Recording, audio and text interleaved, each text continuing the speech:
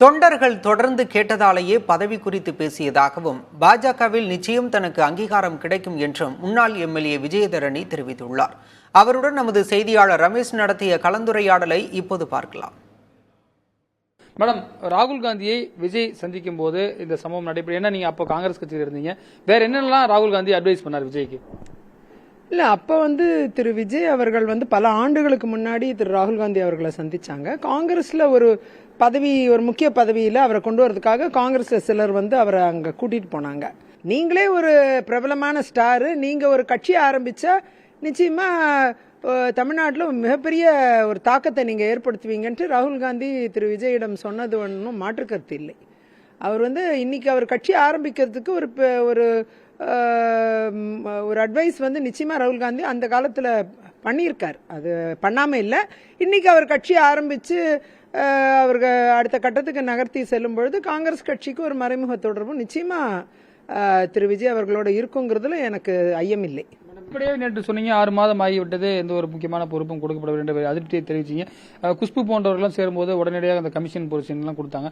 அது மாதிரியாவது உங்களுக்கு கமிஷன்கள் அது போன்ற மத்திய அரசு பதவிகள் எதுவும் நீங்க வாய்ப்பு உங்களுக்கு தேடி வர வாய்ப்பு இருக்குது? இல்ல, விரைவில் கட்சி பணியாற்றுவதற்கும் தேச பணியாற்றுவதற்கும் தான் நான் பாஜகவில் வந்திருக்கேன். நிச்சயமா கட்சி பணி அங்கீகாரமும் தேச பணி அங்கீகாரமும் நிச்சயமா கட்சியில வழங்குவாங்கிறது என்னுடைய நம்பிக்கை.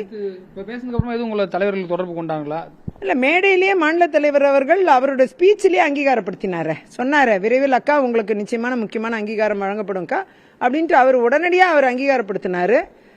அதுக்கப்புறமும் எல்லா மூத்த தலைவர்களும் அதற்குண்டான அங்கீகாரத்தை நேற்றையும் பேசியிருக்காங்க, இன்னைக்கும் சொன்னாங்க. நிச்சயமா உறுதியா அதுக்குண்டான வெளிப்பாடை காமிச்சிருக்காங்க, பாசிட்டிவா பேசியிருக்காங்க.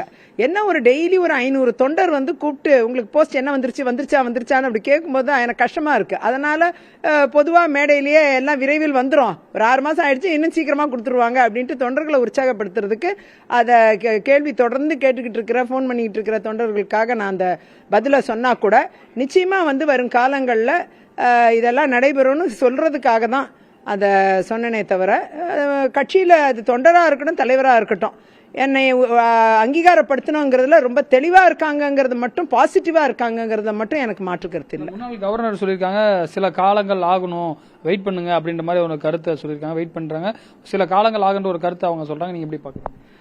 இல்ல, சில காலங்கள் ஆகும், அது ஒத்துக்கிறேன். இப்ப 6 மாசம் ஆச்சு, கூட ஒரு 4 மாசம் ஆகும்னு சொல்றாங்க, அப்படிதான் புரிஞ்சுக்கிறேன் நான். அந்த வகையில சில காலங்கள் ஆகட்டும், ஆயிட்டு சீக்கிரமா அங்கீகாரப்படுத்தட்டும்ங்கிறது என்னுடைய நம்பிக்கை. அக்கா அவர்கள் சரியா தான் சொல்லுவாங்க. ஏன்னா அவங்க இந்த கட்சியில மூத்த தலைவர், அது மட்டும் கிடையாது, எனக்கு முன்னோடி. ஆகையால் அவங்க சொல்றதுல நான் ஆழமான கருத்து எனக்கு இருக்கு, உடன்பாடு இருக்கு. அவங்களும் சேர்ந்து என்னுடைய அங்கீகாரத்தை உறுதி பண்ணுவாங்கிறது என்னுடைய நம்பிக்கை.